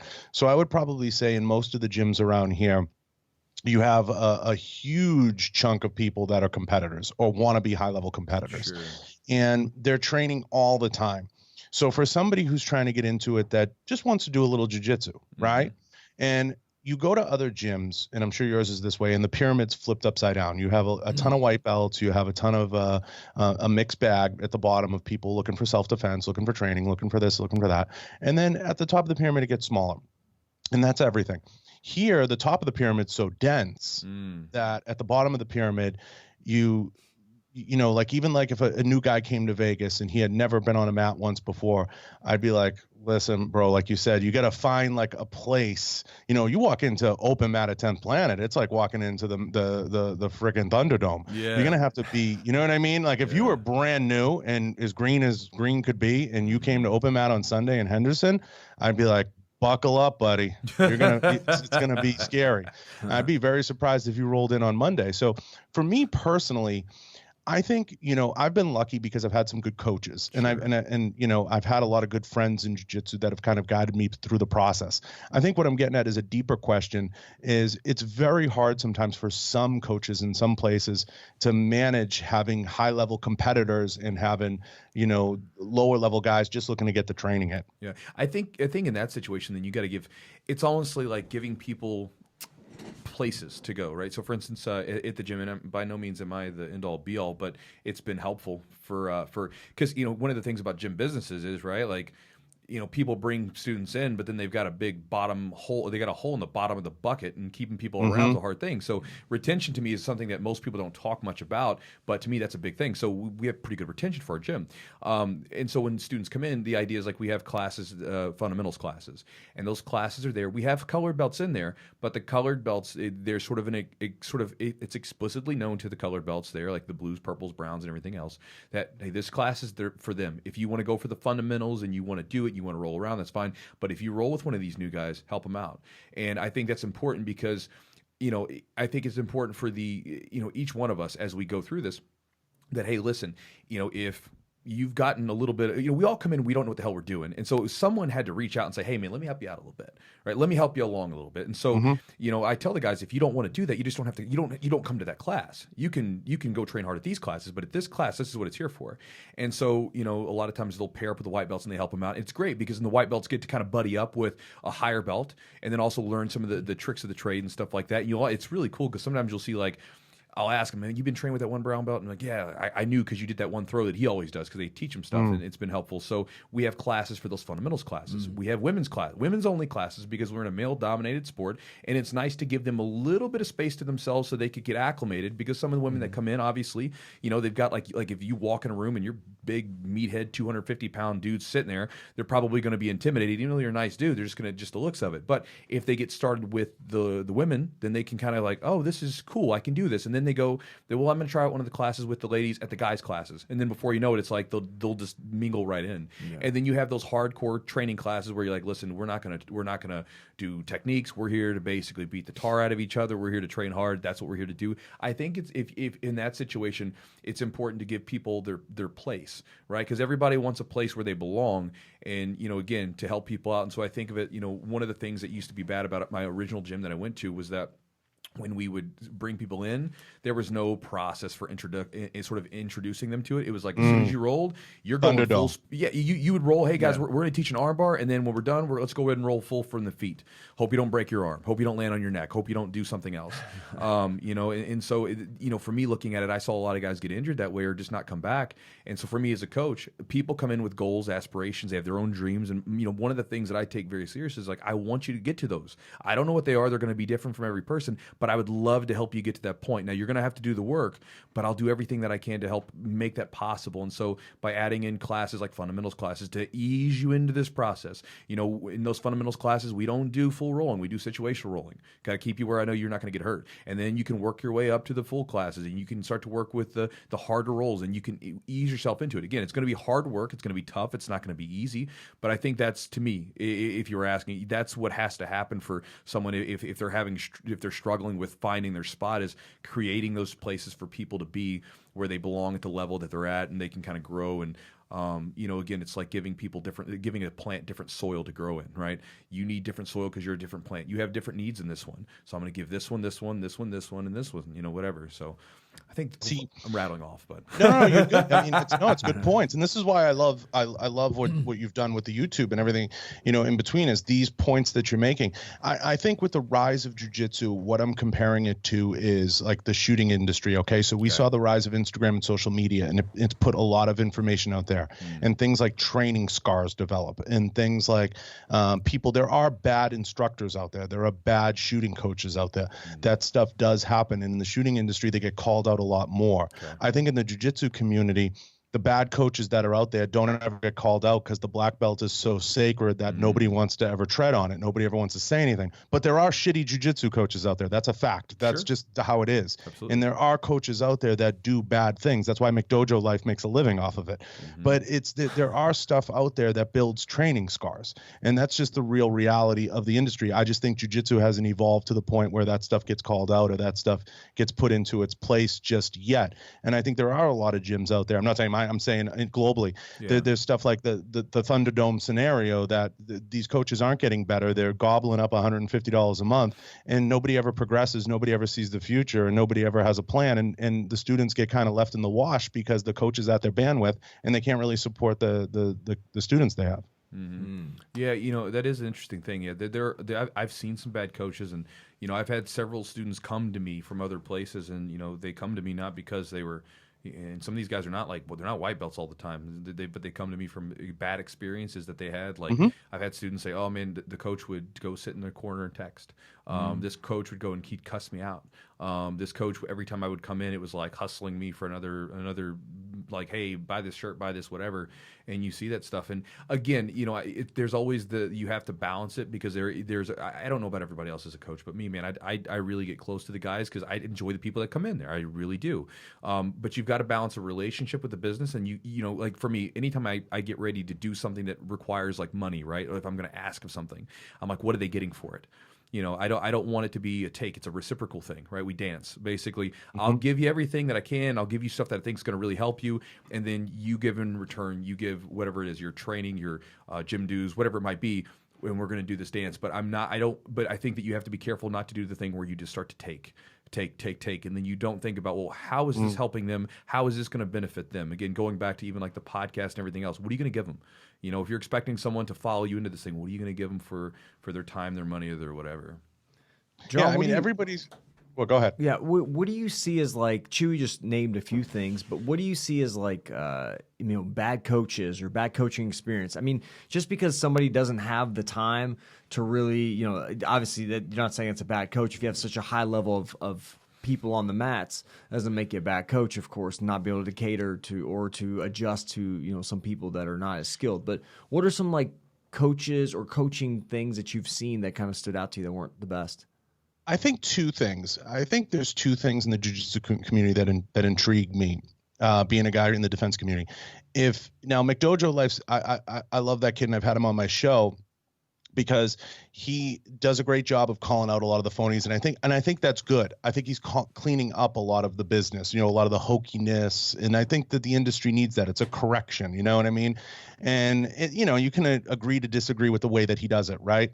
But I think that there needs to be kind of that purging. Now, in the firearms industry, you see a lot of guys will step up and they'll call people out for teaching poor techniques or putting techniques out there on the internet.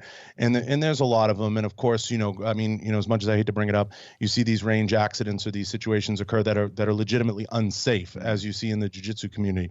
But I think coaches, a lot of them come from a competition background. And a lot of them come from a jiu-jitsu competitor's background. And I think I think the bad ones have a hard time putting that competition side of them down and letting that competition side down. And when they're out on the mats and they're working with their students, understanding, as Chewy just brought up, which shows his maturity and his understanding of coaching and understanding the goals of what that person's trying to accomplish. And I think it was Faraz on Joe Rogan brought it up. He said, when I'm promoting people or I'm working with people, I might have a guy who's a lawyer or a professional, and that person might be at the bottom rung of a blue belt. Right. But I'll promote them But somebody I know that's a competitor in my gym, I might make them work to be at the top of that level of what I consider blue belt or purple belt or whatever they are.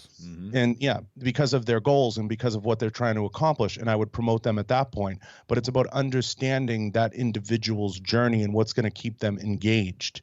And I think, you know, I've talked about this before. Jiu-jitsu, like any other industry, and if you're paying attention to me through this podcast, you'll understand my love of macroeconomics. I look at algorithms, and one of the biggest things coaches complain about is they lose a lot of guys because of engagement, whether it's at white belt or blue belt. And I think poor coaches do a poor job engaging their folks at the different pivotal moments of their career in jiu-jitsu. And they do a poor job of understanding what someone's goal is. When does everybody get butthurt? They get butthurt when they don't get promoted, right? So everybody's like, oh, I didn't get promoted. I'm butthurt. That's the elephant in the room. Oh, you know, I didn't get this or I didn't get that. But I don't necessarily put that failure on the student. A lot of times I put that failure on the coach, because at the end of the day, who gets fired in the NFL if a team's bad? The coach. At the end of the day, who gets fired in the NBA if a team's bad? Coach. The coach. At the end of the day, who gets fired in the NHL if a team's bad? The coach. So we can play this exercise over and over and over again, but who looks bad in a scenario if someone, and you brought this up, Chewy, as a guy was a 6-year white belt, who looks bad in a 6-year white belt scenario? The coach. The coach, you know, I mean, you know, again, to me, it's not even sometimes bad. It's like just different goals, like, you know, depending on what's going on. Like when Fernando like explained it to me, I was like, oh, cool, you're just surfing. You're not really into it. That's fine. No big deal. You know, I mean, and you know, you hit the nail on the head. Like it's different. Like different people are going to have different situations. Like we have a woman that trains with us now, and she's just coming around. She's been with us for probably around a year. I remember when she came in, she was, gosh, she's so uncoordinated, and I mean it in the best way possible. I told her this the other day. I'm so proud. I'm so proud of her, like, because she's not like, you look at her, she's not gonna be like an MMA fighter or anything like that. But like, she came in and she was uncoordinated.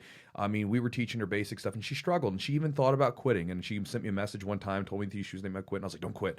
And I remember talking to a couple of my guys that are coaches for the fundamentals classes, and I was talking to them. I was like, you know, man, like, you know, let's get her through this, you know, just because, to me, it's easy if you take an athlete and you make them into something. It's easy. But can you like help someone else that's like not super athletic, that's not naturally athletic?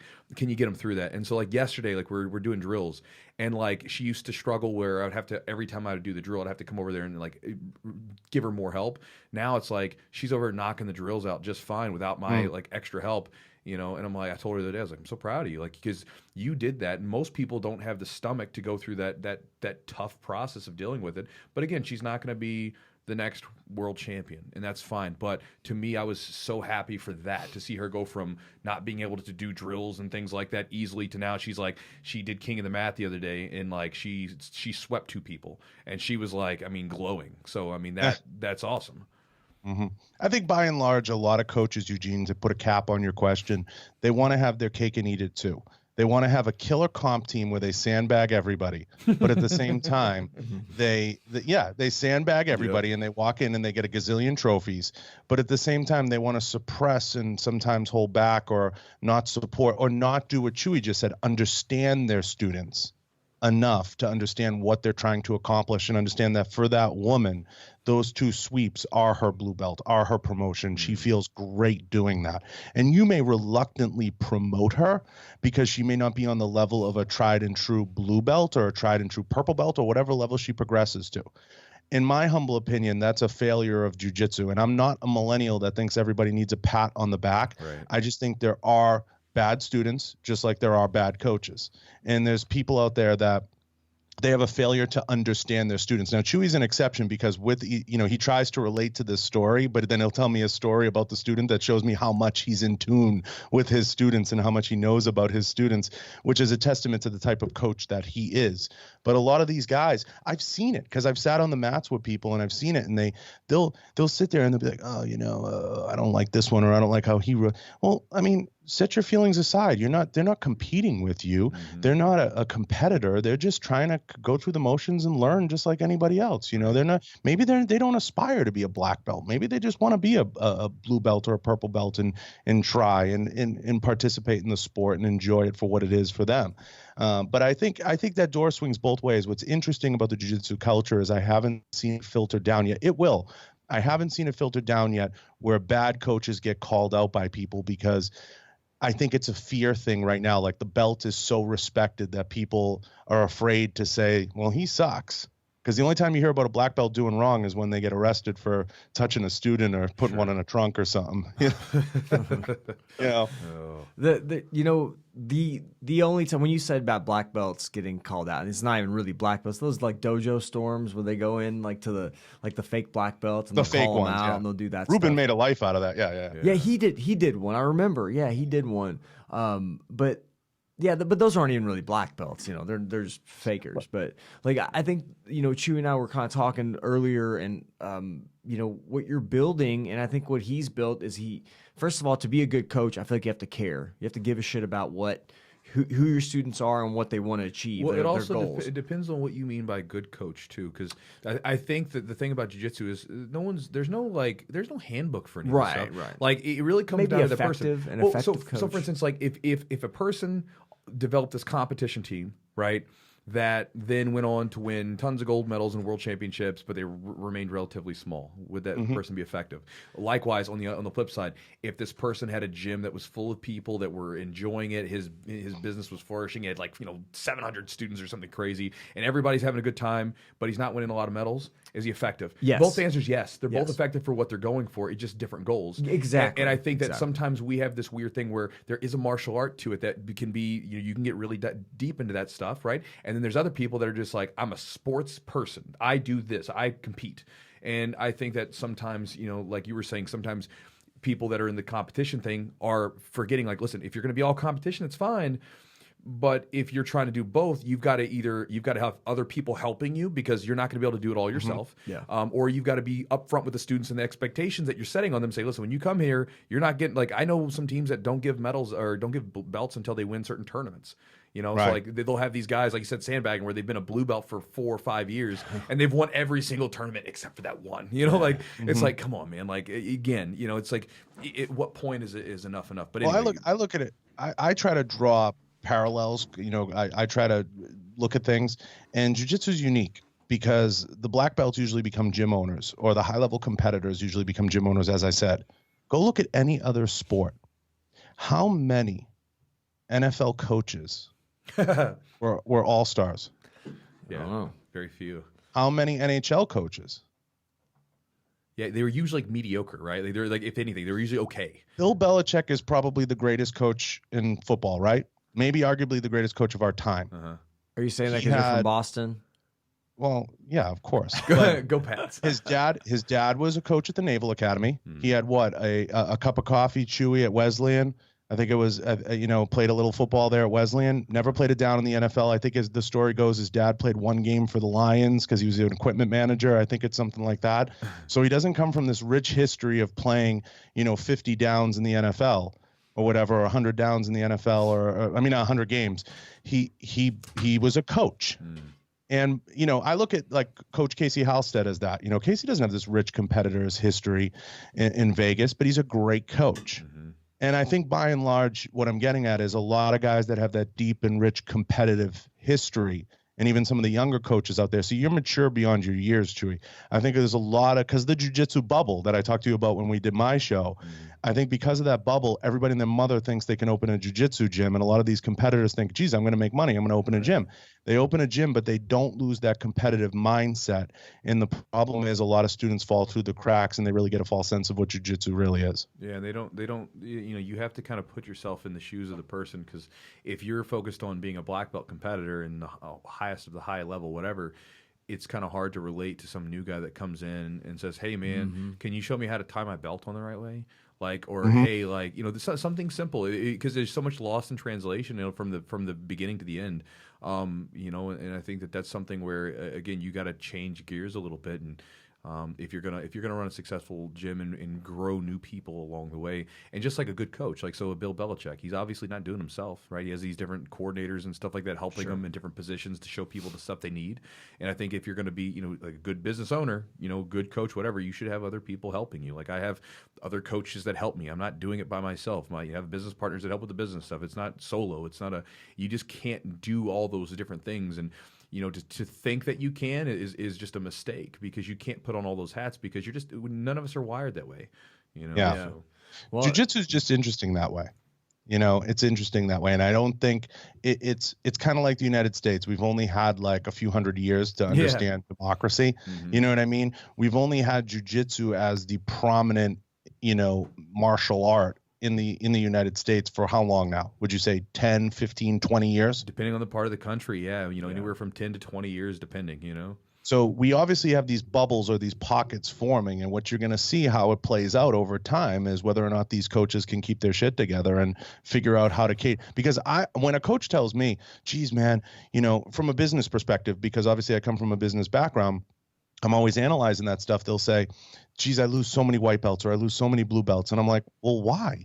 And I know it's not about the money. Okay. It's to Chewy's point. It's about understanding the student, right? And people will pay money to eat sand. Okay. So it's not about the money.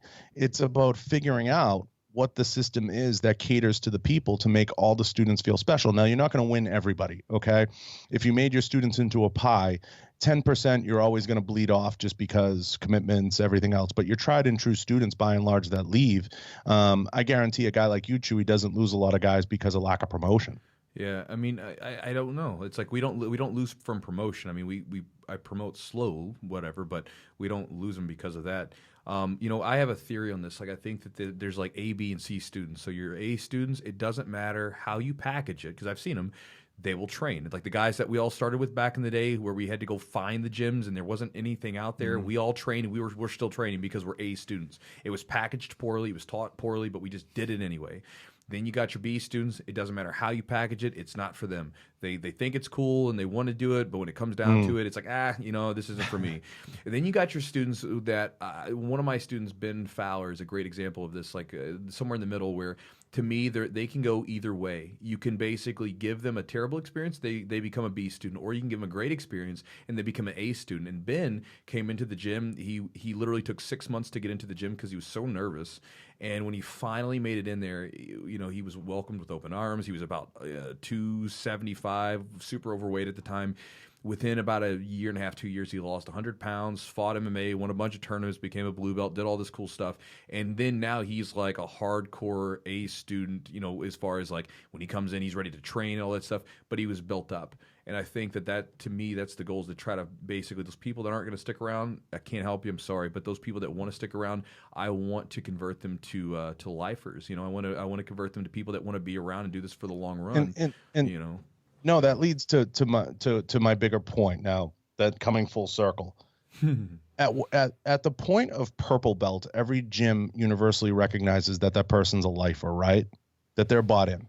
They're in it for generally. Purple? I mean, usually purple. I mean, purple, I think, is where you're gonna. It's at that point where if you've made it to purple, then, you know, unless barring some crazy injury or life happening, typically, you know, it's a pretty high chance you're going to stick around. What's for a percentage you think, Chewy? Like from blue belts. Blue's the highest of loss. I think white belt's highest of loss. White. I mean, because people drop off and they come in for a couple classes and they drop off. Well, or whatever. let's take white out. But I mean, as far as but every rank you go up, the percentage of people that make that rank, a higher percentage of them are going to stick around. So how many purples do you think, percentage wise? Purples? You think make it to black? Oh, that's low. Yeah, I mean, you see, and it's not even to make it to black. It's just continuing to train. You know, I don't know. I would say 75% of purple continue to train. My opinion. Yeah, I would say probably, as far as making it to black, maybe. You know, I mean, what would stop them? As long as they keep showing up, they're going to make it there. Yeah, but see, another thing is, man, the difference in gyms too. You know, I've seen guys get to gyms and some stick around, some don't. I mean, it really just depends, and it's such a hard thing, because I've seen guys where they're so into it, and then they meet a girl and they leave. You know, or I've seen guys where that happens usually between white and blue, though. Yeah, I mean, I've seen it happen. I've seen it happen all over the place. I have a purple belt in mind. I'm thinking about, he got a girl and he's gone. You know, it's like, and so I mean, it can. But will he find his way back? Who knows? I can't. You know, my thing is I try not to be. It's easy to become jaded with that stuff, because you can see people leave and you kind of give up on them, and then I've been proven wrong, and so I tend to just kind of, you know, give people the benefit of the doubt. And if they come back, let's do it. If they don't, well, it's okay. I'm no harm, no foul. You know, but I don't know what the percentage would be. Yeah. It's hard though, like to come back. Like if you're a purple belt, you're pretty high up there. Like if you're gone for a while and then you come back, you're gonna get your ass handed to you. That's ego, though. Yeah, but Yeah, dude, that's ego. tough. That's because you set an expectation of yourself, and now you got to come back, and you're not going to live up to that expectation. But it comes back quick. It's like a guy that lost, like, was in the gym. You know, he was like 250, shredded to bits. Then he, you know, got injured. Then he came back, and he's like, you know, a little overweight. He's kind of smooth. And he wants to get back under the weights, and he feels weak. It's like, well, yeah, it's okay. Like, it's part of the rebuilding process. See, I have a theory. This just speaks to my theory. I have a theory that too many coaches have placed such an emphasis on the white to blue that they should be putting a greater emphasis on the journey from blue to purple. Why is that? Because purple should signify that you're in this forever. And it should mean more to the coach and to the student. And the bond should be greater at that point. And that's where the bond should be galvanized, and you should never lose anybody. But I feel like a lot of coaches and gyms spend such an emphasis on that white to blue scenario that they never understand the blue to purple. Because when you got your purple belt, Eugene, you were like, I feel solidified in jiu-jitsu, right? Yeah. I felt So like as I a was student, you feel deep in there. more a part of the jiu-jitsu ecosystem at purple because it's a pro belt. It's considered a higher level. You feel more ingratiated into the sport. So what I think is, in just my theory in the coaching bubble of things, right, and the loss of students, which so many coaches bitch about and so many gyms complain about, you're spending too much time worrying about white to blue. White to blue should be more of a focus of, is the person consistent? Do they train? And do they have fundamentals, right? That's usually what the basic criteria is. Sure. But I feel like coaches never talk about blue to purple. And that's why they always say, geez, our biggest loss is blue, you know, when you get to the color spectrum. And we always lose blue belts. This is the belt everybody quits at. Every year, Casey, when he gets belts out, he'll say, blue is my, you know, we always lose people at blue because they get a blue and they never come back. Yeah, blue belt blues. But I feel like, why aren't the coaches, all you ever hear is blue belt blues. Why don't they spend more of an emphasis on blue to purple? Yeah, I think one of my big things with the blue belt is that I think a lot of times people, you know, they tend to. I was this way in the beginning. I didn't. It's not that I was that obsessed with belts, but I ascribed too much of an importance to that belt. I remember getting the blue belt and thinking, like, all of a sudden, like, I wasn't going to be able to compete successfully anymore, and I was like, man, who am I? I was like, it's like a blue belt. You're still a beginner. It's anticlimactic. You know? Well, yeah, because what happens is, you know, people. It's almost like the visual that I always think about is like. It's almost like, you know, if you think about some guy, he's climbing up the side of this mountain, it's cloudy, you can't really see the top, but he's climbing up anyway, and then eventually he gets to the top of the mountain, the peak, and he puts his hands up in victory, and he's like, I made it. And then he looks up, and there's another damn cliff right above him, and it's like, oh, shit. Like, I thought it was at the top. Now I'm like, I've got to keep going, you know? And then it becomes this thing where it's like, well, are you training at this point because you just like training, or were you training because you wanted to get to some rank? You know, for me, and I see a lot of times where people, they lose a little bit of their thunder because they'll train their butt off as they're getting close to blue and all that stuff. And then when they get there, it's kind of like, you know, they kind of lose a little bit of their steam. Well, their goal was different. Their goal was different. The goal was to get that belt, to get that recognition. See, I don't even think that they do it. Like, I don't think they do it consciously. I think that just they think it's going to be this big deal, right? It's like, for instance, like, you know, a lot of times this happens with money, right? Someone thinks, oh man, if I was only making this much money, everything would be all right, right? And then you get your money, you make that much money, and then you go and you're, I don't feel that much different, right? Like, again, the cars are more expensive, the house mortgage is more exactly right. The same All the problems. same, just different level. I think that a lot of times people have to understand that the whole process to all this stuff, to me, it's so important. It's not about these things that you're getting. It's about, we talked about this the other day on the podcast. It's who you're kind of turning yourself into along the way, right? Like, if you're building a business, you're developing these consistent habits and these powerful, you know, like this powerful ability to set goals and get them. Yeah. When you're training jiu-jitsu, you're getting this ability to deal with stress and do something that's uncomfortable, and you just do it whether you feel like it or not. And that's such a powerful thing that you can take over to the rest of your life. The belts come, they're little mile markers, but they, you know, again, I think sometimes people do put a lot of emphasis on it. Even Ben Fowler, the guy I was talking about, when he got a purple belt, he was like, he didn't understand what to do because he, you know, again, when he first came into the gym, purple belts were untouchable. Now he's untouchable. Now he's one of those guys. And, you know, again, it's a thing that you have to wrap your mind around because of sometimes, like you talked about the black belt, people put a lot of, it becomes sacred. Well, even those lower belts, when you're climbing the ranks, sometimes those belts mean more to you than a lot of times than maybe they should. Yeah. Sometimes they sneak up on you, man. Sometimes you're just training and all of a sudden you're like, oh shit. You know, I'm getting another belt. So sometimes it's just, I don't know. I just think about it that way too. Like I used to kind of like blue. You really look forward to a blue belt. You really look forward to a purple belt. After that, you kind of just like, you're just already, like you said, you're already bought in. So you're just training, and all of a sudden you look up and you're getting promoted, and you're like, damn. I mean, it's a cool thing though. It is, if you can get to that point, that tipping point, then it kind of gets easier. You know, you're not looking for that validation. Yeah, what I was getting at, Eugene, is I think in the mind of the student, the purple's bigger, but I think in the mind of the coach, the blue's bigger, and that's the disconnect. Sure, Yeah. I would agree with that to some degree. You know, I think that as a coach, a lot of times the way that we look at it is like, you know, if you got to the blue belt, then you got your basics under you. Now you can kind of play the game. It's like, now it's fun because, like, you know, again, if you're going off their skill or whatever, you know, because that means as a blue belt, it means you're pretty good. Like, you're still a beginner, but you're pretty good. You can now play a lot. Beginner. Like, you know, to me with the blue belt, that's like you know, I jokingly call it the buffet belt, because you have enough of a base under you where now you can like just play around with stuff because you've got enough skill under you. You know, and then purple belt, I mean, that's like, again, like you're saying, like where you've now laid the foundation of what your game's going to be.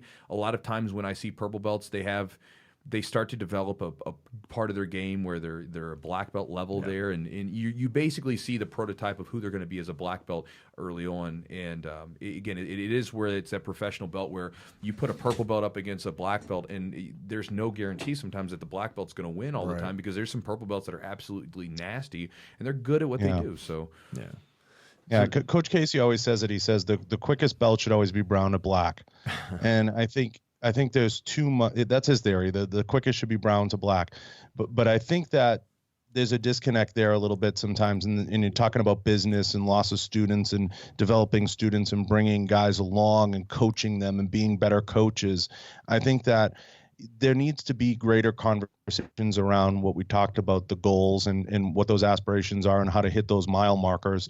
And I think as time goes on, speaking about the jiu-jitsu bubble, I think, you know, a lot of guys get into it and get into business ownership with that competition-based background. And I think it kind of holds them back because everybody always, I had one coach who always says, well, you know, they weren't as good as I was, you know, they're not ready. They're not as good as I was. And it's like, dude, like, who cares? You know what I mean? Like, they're coming, they're showing up, they're putting the time in, they're putting the effort in. You know, they're hitting their mile markers. Like, you know, you had a different goal. Your goal is to compete, and you competed in 9,000 Naga tournaments. But what I found more often than not is a lot of students that progress very far in jiu-jitsu had some level of a falling out at some point with their coach. And what I always find funny is behind the scenes, they'll say, yeah, that fucking guy, he held me back, or that fucking guy, he held me, you know, he did this to me. And they had to go somewhere else to get their belt. And I could rattle off 5 or 6 names of high-level black belt, including ones you've had on this show that have gone to different coaches to get promoted because of falling outs over promotion. Yeah. So, John, man, thank you so much. We got to wrap it up. People want to get a hold of you, find you, listen to your podcast. Tell them where to go. Yeah, so it's real easy. You know, everything is my name. So it's just, you know, on Instagram, it's at John Bartolo _ you know, in the middle. And that's really it. On anything, just search John Bartolo. You'll find it. The show's John Bartolo Show. Hopefully, you know, I got Chewy on. Hopefully, Eugene, I'll get you on. We could talk tech stuff. We can, you know, talk everything. We can talk jiu-jitsu.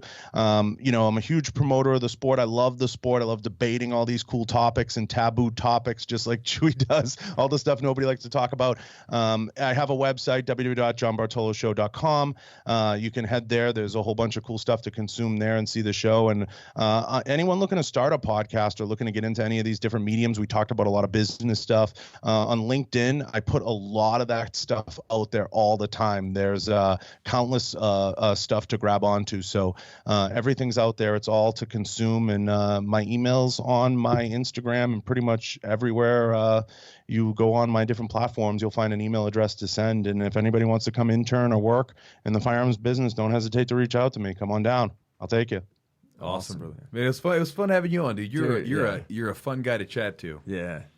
Or chat with. No, I love it. And anytime, guys, I love shooting this shit with both you guys. I think when Eugene and I were on the phone, we talked for about 45 minutes. So, it was, you know, I love this stuff. It was over an hour. Yeah.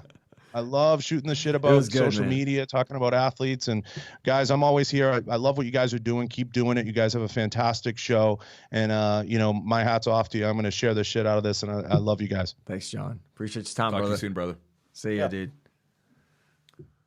All right, guys. So I hope you enjoyed that one. That was fun. Again, for us doing a podcast, John's an easy one, I guess, because he does a podcast, so he's just easy. He knows like how to keep the conversation going. Well, I mean, he's just a chatty dude, you know. Chatty Cathy. Yeah, I mean, because you get some people, and it's no fault. It's just the way people are. Sometimes you get people, and they're not really that talkative. Oh, yeah. You know, that dude. I mean, I feel like we could have easily spent like 6 hours talking to the guy, and he would have some interesting like sort of thing to talk about. You know.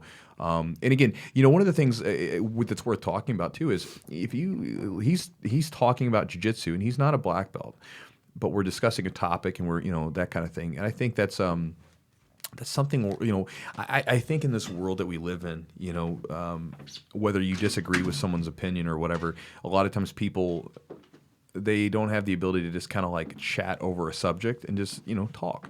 Again, it doesn't mean there has to be a right or wrong. It just means that we're just talking about something. And, you know, one of the things that I would encourage you guys to do, and I don't know where this is going, this is just sort of off the cuff, but, you know, we live in this weird age of social media where people just get up there, and I'm so like, I think like out of all the social media stuff that I've done, it's been the most surprising is that you'll see grown people, like grown men and women, get into like a social media post, and they'll begin to talk to people in such a negative way. And I think about it, I'm like, man, would you tell your child to speak to someone like that? You know, and the answer is an absolutely no, you know, and I'm like, why are you doing it? You know, and so I would encourage you guys, like, you know, even like when you have subjects like this, like where, again, he's coming from a place of his thoughts, just, it's worth listening to. It's worth hearing, you know. And even if a person and I don't necessarily disagree with him, but I'm just saying this as a thought, right?